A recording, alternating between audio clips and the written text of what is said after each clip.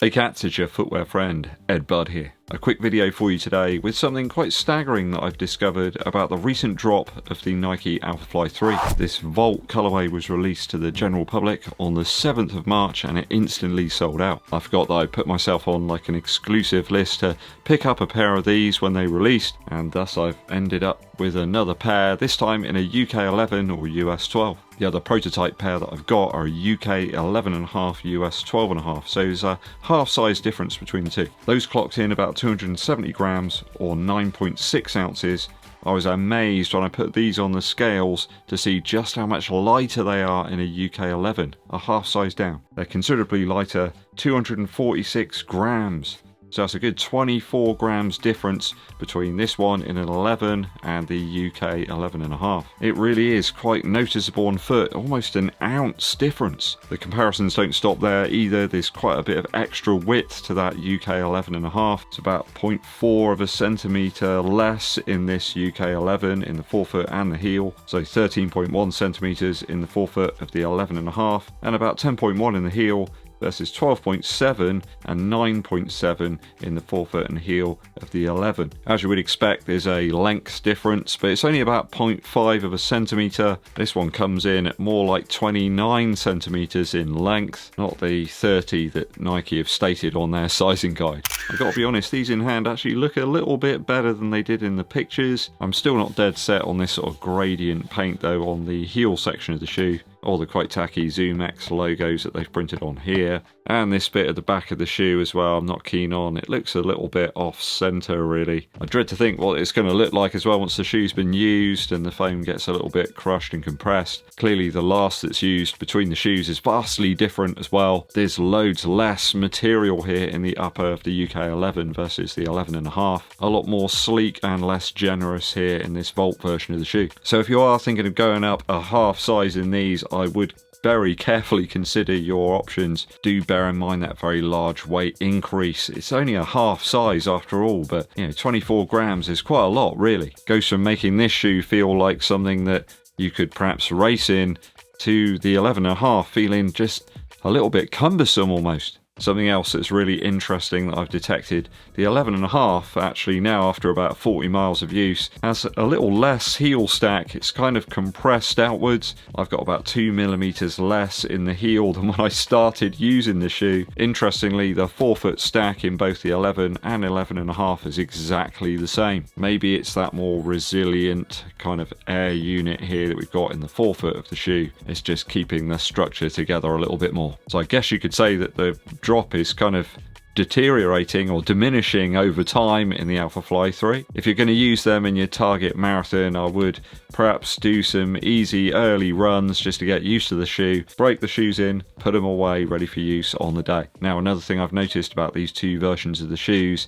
is the application of paint on this new Vault version. There's a smooth section of the exposed midsole that you can test the softness here while you use a Shore A durometer softness gauge, and it's quite different. This paint is actually adding a little bit of firmness. Maybe it's going to protect the foam a little bit more, but it is what it is. I had a measurement of about 23 Shore A on the Proto version in that area of the midsole, and in this version I've got about 30. We have seen that before in other Nike shoes where they've painted the midsole in some way. Maybe that's why people always gravitate towards the Proto versions whenever they release the Vaporfly or the ALPHAFLY. Obviously something weird is going on with the scaling of the weight in this shoe when you get up towards that 11 or 11.5. Another YouTuber, Tim Gross, mentioned that his pair of the ALPHAFLY 3 in a UK 13 measured about 290 grams, so you're getting quite hefty there for a race shoe. Does make you wonder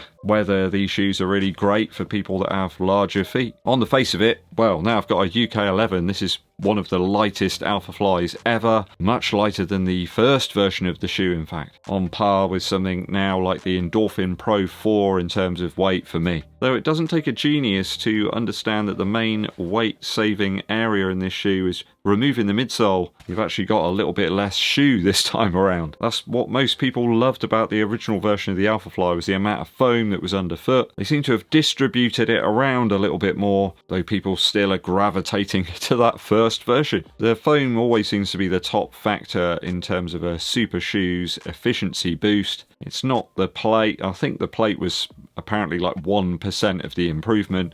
Most of it came from the improved midsole materials. The air units perhaps adding something to that mixture, though we have to remember they do increase the weight as well. Is there a case to say perhaps some of the lighter runners out there aren't going to get quite as much out of this shoe if you can't load those air units with lots of drive and kind of pressure? So in short, if you're thinking about getting a half size up in the Alphafly, I would very carefully think about your purchase. I've ended up with 0.5 centimeters less length here than the 11.5. It's almost an ounce lighter than the half size up. Similar in weight now to the Endorphin Pro 4, and only about 10 grams heavier than the Alphafly 3 in my size. So my advice would be to go as low as you possibly can in the Alphafly 3. Weight scaling on this shoe seems to make some of those higher sizes just a little bit prohibitive, really. Removes many of the plus points that the new version has brought along with it. Lastly, I want to talk about why Nike have made this shoe so difficult to actually purchase. Why are they doing this every single time? The prototype sold out. This one sold out even faster by the looks of it. It was gone in seconds on the main Nike website and their app, and the retailers as well that had the shoes, ProDirect and also sportshoes.com, they sold out within minutes too. Literally hours later, not even the smaller sizes were available, and loads of pairs appeared on the reseller websites like eBay and StockX. My question here is, what have Nike got to gain from all of this? Why not release more pairs so more runners can pick them up? Clearly people have got the cash saved up and they want to go out and buy them. Why not put in some sort of queuing system, or make it so that only one pair can be bought per customer? Some sort of pre-registration or something so they can check, that people aren't buying up multiple pairs to stick them up online to try and make a few bucks. Nike aren't making any more money out of this situation, are they? They send loads of pairs out to retailers, they sell out of them too. Customers are just left disgruntled. People clearly have been waiting for this drop, and there's loads and loads of people that just fail to be able to pick up a pair of these. It's not like there's no demand or anything. People want them, so why make it difficult? Imagine if McDonald's made it really difficult to buy their burgers. They don't, of course. They want you to do that and may make it very, very easy for you to do that. Nike don't seem to be doing that. They're kind of stuck back in 2017, thinking it's great to have this wild demand and loads of hype surrounding the shoes, but at the moment I think it's probably better to sell pairs of shoes rather than have lots of people wanting to buy them but be unable to do so. I think you have to remember as well that there's a lot of shoes released over the last couple of months, and this one hasn't perhaps set the world alight in terms of elite marathon racing. I think with sneaker reselling on the decline, you can see why those who perhaps partake in that have moved to try and make a few bucks out of these. Though these days the massive profit that you could perhaps make from reselling some of those sneakers has really disappeared. I think that's probably good news for people that actually want to use these shoes in a racing situation. Did you manage to get lucky and grab a pair of the Volt colourway of the Alphafly 3? Still not keen really on the paint job, certainly on the midsole. I think the upper actually looks pretty cool. And I have to say the build quality of these is a lot better than the prototype version that released a couple of months back. Let me know your thoughts on these down in the comments. Very quick musical interlude for you. Going back to an album released just before the pandemic. I think it's been overlooked a little bit due to all of the stuff that was going on around that time. That's from Tame Impala. It's called The Slow Rush. My favourite track on this album is the closing track. It's called One More Hour. I can remember going out on long runs during that period listening to this song. Really had quite an effect on me. Kind of made me realise why I do the things that I do. Some of the lyrics are kind of talking about, doing things for money, I guess, doing things for the wrong reasons. Very easy to fall into that type of mindset where you're attracted by, monetary gain from something rather than what it's actually going to give to you and your soul, I suppose, or even your mind. I don't think anything that I've ever done's been for a monetary gain. I always do it because I love to do it and want to do it. A lot of people do contact me in regards to YouTube about whether I do it for the money whether I do it for the fame or whatever, and I simply don't. I absolutely love making videos about things. I love creating things, making something almost from nothing. I think if you get into this sort of thing, trying to be really famous and make loads of cash and want to have all that attention, then you're doing it for the wrong reason. Always about the process rather than actually where you get to. A little bit like training for a half or a full marathon.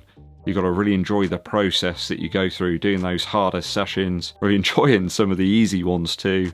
And this song always reminds me of that whole process. Always make sure you're grounded, make sure you're doing the thing that you're doing in your life for the right reasons.